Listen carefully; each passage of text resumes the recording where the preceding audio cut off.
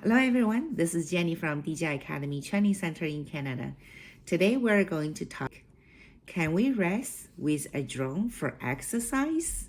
Let's have a look. Human life is not very long. I hope you will not do silly things. The propeller of the drone rotates at a very high speed and can easily cut through bones. So, don't get close to it when it's flying. Don't use it for exercise and please don't touch it. At the same time, you need to choose an open place when flying. Keep a distance of at least 6 meters away from the drone and keep friends away from the drone's operating area.